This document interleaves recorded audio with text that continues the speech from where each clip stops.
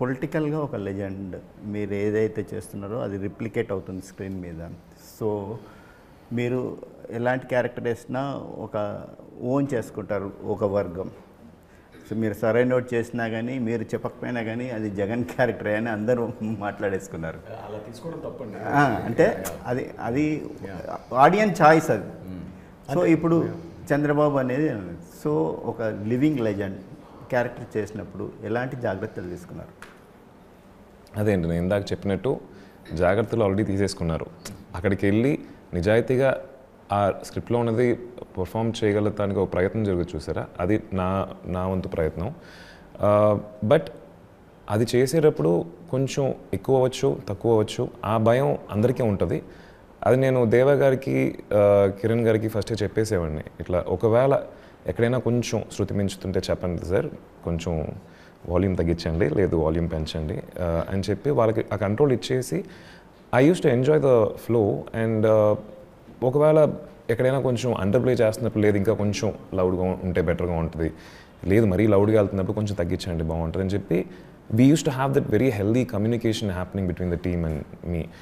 So దానికి అంటే ఆ జాగ్రత్తలు ఐ థింక్ అలా తీసుకోవడం జరిగిందండి.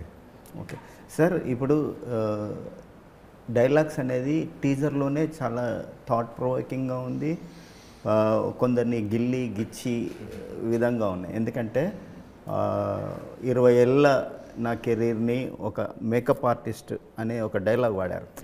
సో అది మీరు చెప్పినా చెప్పకపోయినా ఎన్టీఆర్ని ఉద్దేశించి అసలు అదే చాలా పెద్ద అనే ఒక మైండ్లోకి వచ్చేస్తుంది. లేదండి, చాలా పెద్ద మిస్అండర్స్టాండింగ్ అది. ఓకే, మేకప్ని ఆర్టిస్ట్ని కలిపి మేకప్ ఆర్టిస్ట్ ఎలా యాక్టర్ అవుతారండి? ఓకే, యాక్టర్కి మేకప్ చేసేవాళ్ళని మేకప్ ఆర్టిస్ట్ అంటారు. ఓకే. సో యాక్చువల్గా ఈ క్యారెక్టర్ వచ్చేసి యాక్టర్కి మేకప్ చేసే makeup artist and it's lady character. Okay. So అది బేసిక్గా మా దానిలో ఉంది, సాయి కుమార్ గారు ప్లే చేసింది ఆర్సీఆర్ అని character, basically big star, demigod, matinee idol. అదే చెప్పేది ఏంటంటే తక్కువ ఒక గ్లిమ్స్లో చూస్తున్నప్పుడు ఎన్నో వెతుకోవచ్చు, especially when you're dealing with something very sensitive. ఆ సెన్సిబిలిటీస్ అన్నీ ఒక హోల్సమ్గా చూసినప్పుడే మీకు ఓవరాల్ ఇంటెంట్ అర్థమవుతుంది. That is the challenge and that is the challenge I had to face with this storytelling. That's it's very tough to cut trailers or teasers for this. So we thought at somewhere we have to give away and prepare audience.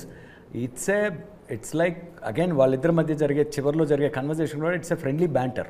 Okay, like కులాల మధ్య మీరు కొట్టుకొని నరుకుని చచ్చిపోతారేమో కానీ our friends all those conflicts are they are beyond it.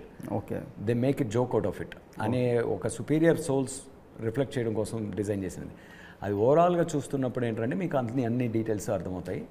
And how much care and respect we gave for every character you will start observing it and enjoying it. Basically makeup మ్యాన్కి ఇంకో term makeup artist అండి. Okay, makeup man అంటాం కదా, అట్లా makeup artist అంటాం. అది so అది మనకి ఎలా అనిపిస్తుంది అంటే మేకప్ వేసుకున్న artist probably the choice of words మిస్కమ్యూనికేటెడ్. Makeup man అక్కడ మ్యాన్ కాదు కాబట్టి మేకప్ ఆర్టిస్ట్ అనాల్సి వచ్చింది. Okay, okay.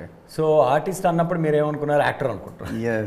అంటే అగైన్ మనం ఈ సోషల్ మీడియా ఎరాలో ఏంటంటే ఏది పూర్తిగా అట్లా that creates right curiosity.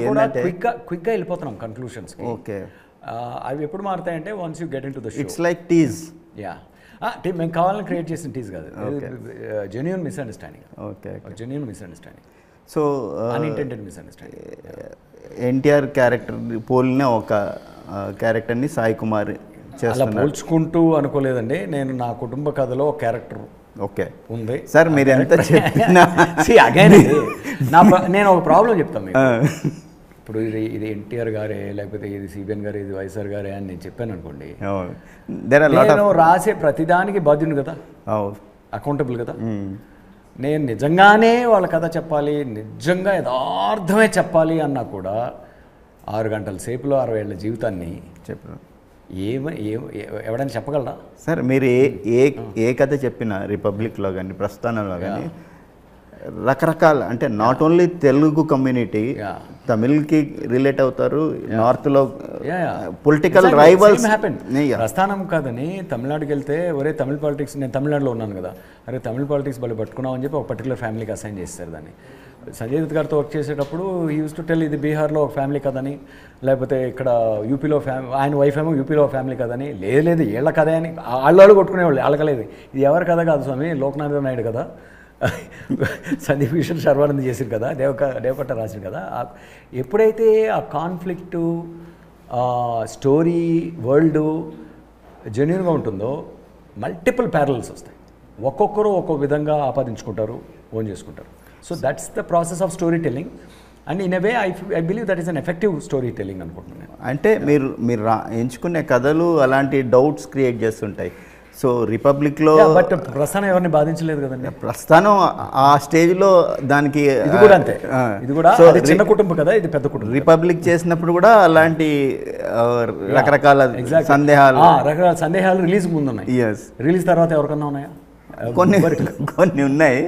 So release తర్వాత అసలు zero. Like otherwise I would have seen that కదా. ఓటీటీలో ఎస్పెషల్లీ ఓటీటీలో వచ్చిన తర్వాత వైడర్ రీచ్కి వెళ్ళిపోయిన తర్వాత రిపబ్లిక్ అనేది మన వ్యవస్థ గురించి మాట్లాడిన సినిమా. ఈ రోజుకి రిపబ్లిక్ గురించి ఎవరు మాట్లాడినా, ఎవరు ఓన్ చేసుకున్నా, like the biggest fans for Republic are all bureaucrats. Exactly. IPS IAS officers నుంచి నాకు ఫిల్మ్ సెలబ్రిటీస్ పొలిటీషియన్స్ కన్నా కూడా ప్రతి మచ్ ఇక్కడే కాదు, బీహార్ నుంచి ఫోన్ చేసిన వాళ్ళు కూడా ఉన్నారు నాకు ఆ సినిమా. మా brother Jharkhand IAS officer. Exactly. So తను ఫ్యాన్ ఆ సినిమాకి. మేము పడే స్ట్రగుల్స్ అన్ని చాలా దేవకట్ట చాలా ఎక్స్పీరియన్స్ ఉండే చెప్పాడు అని చెప్తాడు. నాకు చాలా ట్వీట్స్ చూశాను నేను ఆ టైంలో. ఓటీటీలో రిలీజ్ అయిన తర్వాత హిందీ డబ్ కూడా చేశారు కదా. ఓకే.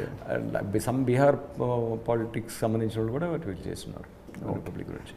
సార్ అంటే ఈ మెయిన్ ఒక పొలిటికల్ క్యారెక్టర్ ఏదైతే cinema actor becomes a political, ఎవరైతే పొలిటిషియన్ ఆ క్యారెక్టర్ని ఎలా డిజైన్ చేశారు? Like the movie actor Sai Kumar garu character.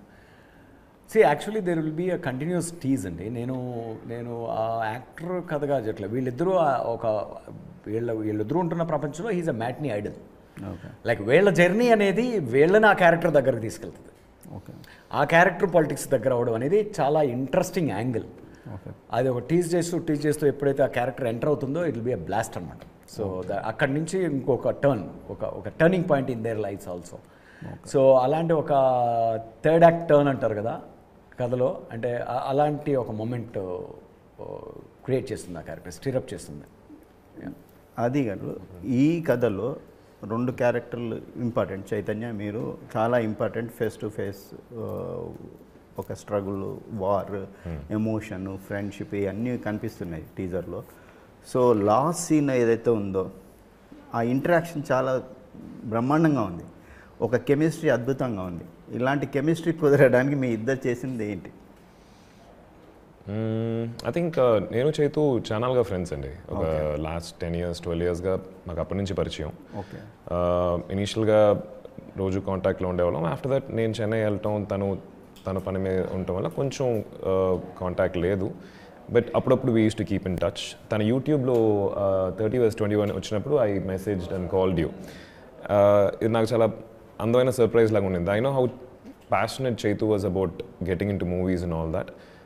నాకు అది struggling phase. దర్స్ nothing that I was able to do at that point of time. But when I saw this guy achieve, at least started what he always wanted, was very nice surprise for me.